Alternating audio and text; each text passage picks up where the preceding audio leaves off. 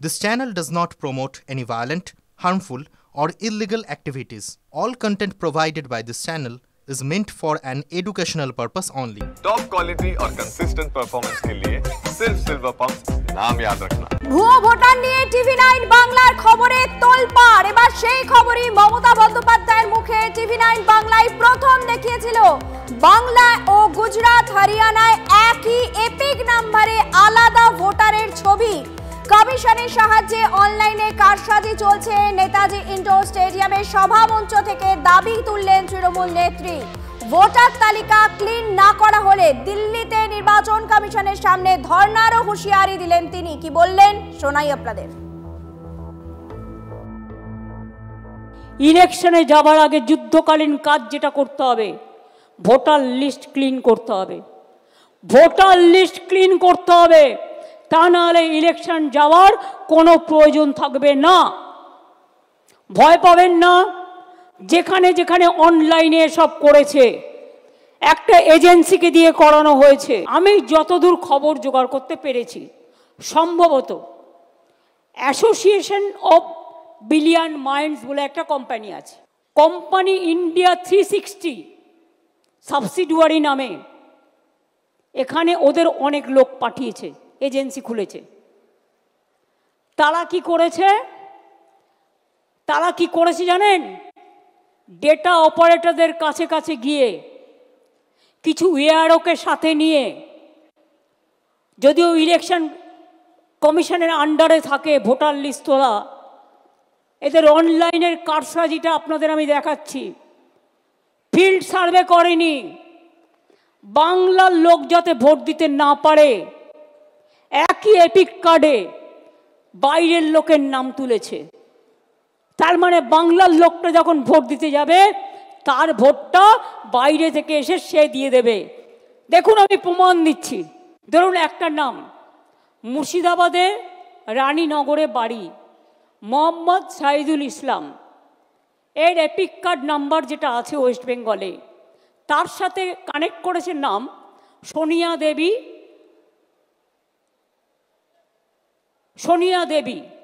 তার বাড়ি কোথায়? তার বাড়ি হচ্ছে হরিয়ানা। এবার দেখুন পরের পর, মোহাম্মদ আলী হোসেন, রানীনগরে বাড়ি, তার সাথে নাম তুলেছে কার? মঞ্জিত। বাড়ি, তার নাম কি? তার বাড়ি কোথায়? হরিয়ানা। আধার কার্ড কেলেঙ্কারি করেছে, আধার কার্ডটা ওদের হাতে।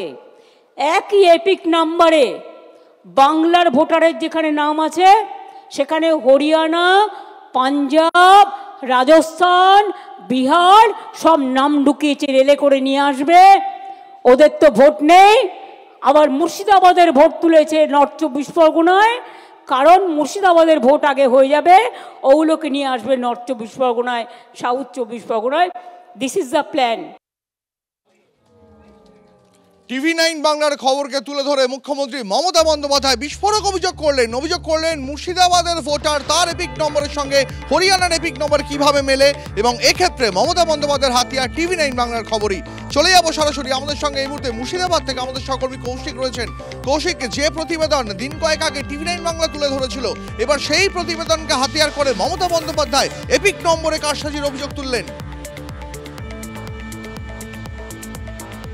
একদমই দেখো দীপ, যে আমরা যে খবর তুলে ধরেছিলাম যে মুর্শিদাবাদের রানীনগরের যে আমিনাবাদ এলাকায়, সেই এলাকায় বেশ কয়েকজন রয়েছে যাদের নাম রয়েছে একই এপিক নাম্বারে। এখানে যেমন রয়েছে সেরকম হরিয়ানাতেও সেরকম নাম রয়েছে, যেমন গোলাম মাসুম রয়েছে, পিন্টু শেখ রয়েছে, এরকম বেশ কিছু নাম রয়েছে। তার মধ্যে পিন্টু শেখ যদি তোমাকে বলি, তার যে এপিক নাম্বার সেটা হচ্ছে XYZ 0600767। সেই নাম্বারেই কিন্তু একটি নাম রয়েছে সোনু কুমার, যার বাড়ি হরিয়ানায়। অর্থাৎ যে এই তথ্য আমরা তুলে ধরেছিলাম সেরকম বেশ কয়েকটি নাম আমরা তুলে ধরেছিলাম এবং এই আমিনাবাদ এলাকায় গেছিলাম এবং সাধারণ মানুষের সঙ্গে কথা বলেছিলাম। তারা হয়তো কোনোদিন সেই সব গ্রামে যাননি, কিন্তু তাদের এপিক নাম্বারে কিন্তু ওই হরিয়ানার লিস্টে, ভোটার লিস্টে অন্য এক নাম রয়েছে এবং সেখানে কিন্তু তারা একটা দ্বন্দ্বে পড়েছিলেন।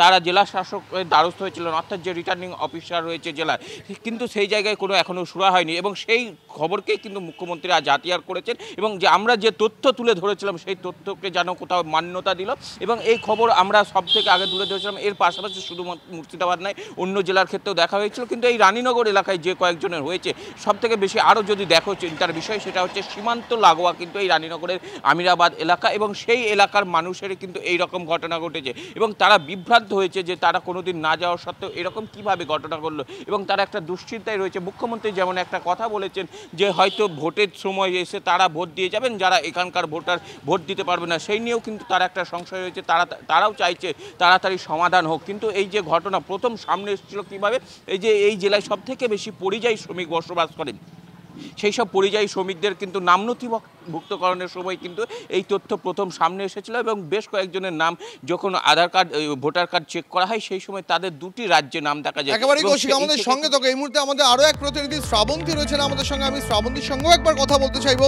শ্রাবন্তী, মমতা বন্দ্যোপাধ্যায় নেতাজি ইন্ডোরের সভা থেকে আজকে বিস্ফোরক অভিযোগ তুললেন, এপিক নম্বরে কারচুপির অভিযোগ তুললেন, পাশাপাশি এটাও বললেন যে এই গোটা কারচুপিটা নির্বাচন কমিশনের দপ্তরে বসে হচ্ছে।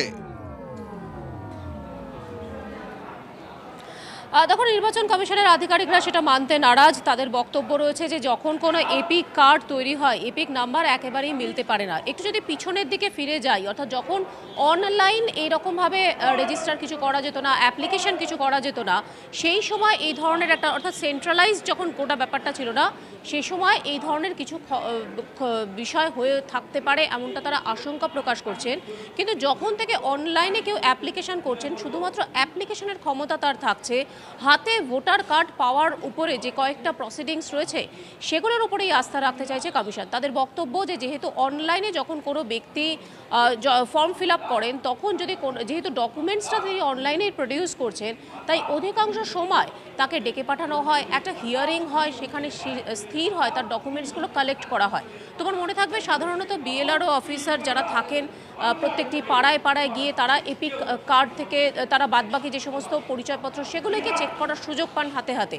এক্ষেত্রে যেহেতু অনলাইন প্রসিডিংসের কথা বলা হচ্ছে, বারবার রাজনৈতিক দলগুলোর পক্ষ থেকে অভিযোগ আনা হচ্ছে। অনেক ধন্যবাদ তোমাকে, নজর রাখো। এই ভুতুরে ভোটার ইস্যুটিকে মমতা বন্দ্যোপাধ্যায় অত্যন্ত সিরিয়াসলি দেখছেন, তার কারণ তিনি দলের মধ্যে একটা কমিটি গড়ে দিলেন। সুব্রত বক্সী দলের রাজ্য সভাপতিকে মাথায় বসিয়েছেন। সেই কমিটির কি কাজ হবে? এই কমিটি জেলার রিপোর্টের ভিত্তিতে 10 দিনের মধ্যে একটা রিপোর্ট তৈরি করবে, যেটা তার কাছে জমা পড়বে যে কোন কোন জেলায়, কোন কোন বুথে, কোন কোন জোনে ভুতুরে ভোটার আছে। অর্থাৎ এবার রাজ্য জুড়ে ভুতুরে ভোটার খুঁজে বেড়াবে তৃণমূল কংগ্রেস। 7 দিনের মধ্যে জেলা কমিটি, যারা একটা করে কোর কমিটি আমরা করে দেব, যারা ভোটার লিস্টের কাজটা এখন থেকে করতে হবে। যারা ভালো করবেন তাদের সেখানে জায়গা হবে, যারা করবেন না এখন থেকে কাল থেকে তাদের জায়গা হবে না। এবং তারা কতটা করতে পারলেন 3 দিন পর পর তাকে কিন্তু ইনফরমেশান দিতে হবে এবং ইনফরমেশান পার্টি অফিসকে পাঠাতে হবে, তৃণমূল ভবনে পাঠাতে হবে সুব্রত বক্সীর কাছে। এবং আমি সুব্রত বক্সীর নেতৃত্বে, যেহেতু হয়তো কোথাও প্রবলেম হচ্ছে, কেউ আপনার প্রশাসন কথা শুনছে না, হয়তো কোথাও আপনি করতে যাচ্ছেন বাধা পাচ্ছেন, সেই কথাটি জানাতে হবে। তার জন্য আমি স্টেট লেভেলে এই ভোটার লিস্ট সংক্রান্ত একটা কমিটি করে দিচ্ছি।